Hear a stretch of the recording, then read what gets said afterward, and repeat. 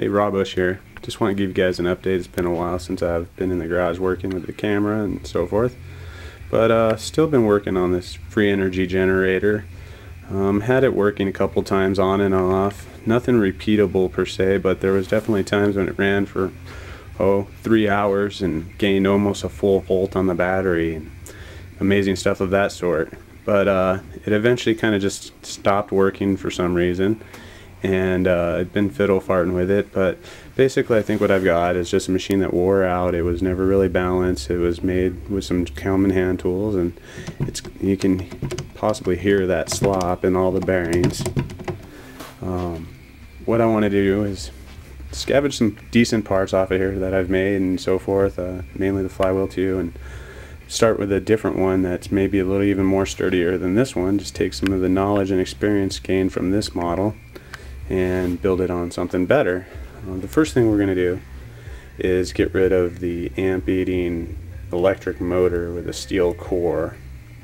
What we want to do is replace that with a Bendini window motor. Just a known more efficient torquey motor, should provide more than torque. What we want to do is we're going to build it on 3/4 inch acrylic. Everything should be pretty sturdy that way. I've got the rotor made already, or somewhat made. It needs to get trued up a little bit as far as the epoxy coating, but that's 6 poles, north-south, north-south. Those are 1 inch by 1 inch neodymium magnets on a steel bushing that's insulated with rubber per se in between. And then this is going to be an aluminum shaft. The one that's in here now is just kind of a makeshift to get the idea and see what has to be changed before I actually cut a real axle or shaft, motor shaft, and so forth. But we got to use the drill press. We bought a drill press for making the precision holes. Essentially what I got was I made a little jig for that was based off the center hole. And once the center hole was drilled in the plate, you could move it over to this bushing and both plates would spin, and we had a dial indicator or degree wheel and was able to read. So each one got punched the same and is pretty damn identical. You can actually flip-flop the plates around and they line up pretty decent. So the bearings was an upgrade.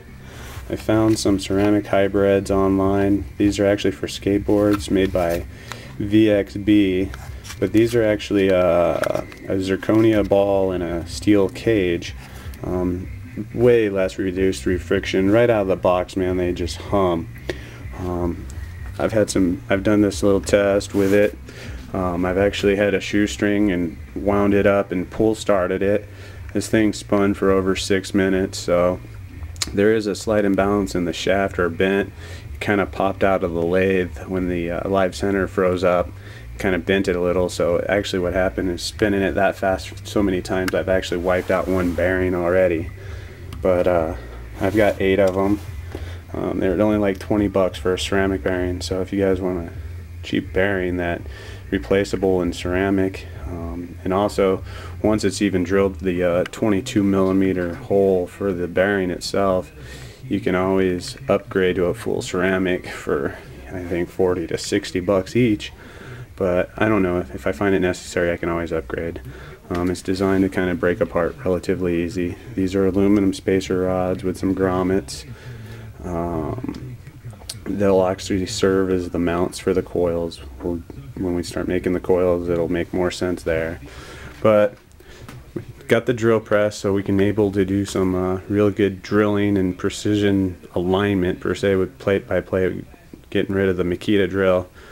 The cool tool is the Harbor Freight lathe, giving me the ability to basically make the whole motor shaft and everything else different sizes and make what I need.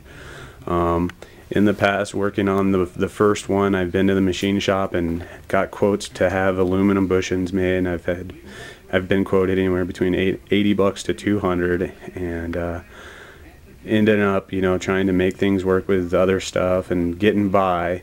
This gives me the ability to pretty much make a bushing if I want, any size. What I'm working on here is actually going to be the pull start for it. It's going to be a pull start motor. This was a piece of 2-inch aluminum I got out of a stockpile at the aluminum yard in Henderson, Colorado. Alrico.com if anybody looks. They sells it by the pound, whatever you want to get. He's got scrap, he's got new stuff. Really good place out there.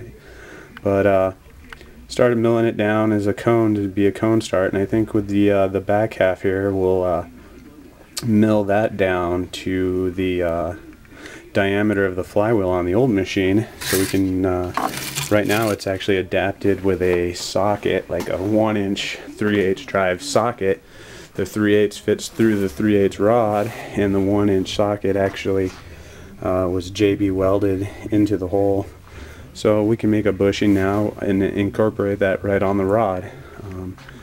Should help things in balance and so forth. I'm looking to have a more precise machine that can be set and is at the same place every time, and then it should be easy to achieve consistent results and be able to videotape that and document it and get out there to the high school and show everybody. Anyways, this is Rawbush, and this is what I've been up to, what we'll be doing. We'll keep you up to date on the motor as we make it. I'm actually waiting on a new live center today for the lathe so I can get the shaft back in that I've started and get that going. But it'll be about another week till I get bushings for the other pulley, so I can't do anything too big in diameter until I get those and so forth. But just want to give you guys an update, and to all the subscribers, just appreciate your subscriptions and give me motivation, keep going, and hopefully we'll have some good results that are recordable and documentable. Peace, guys.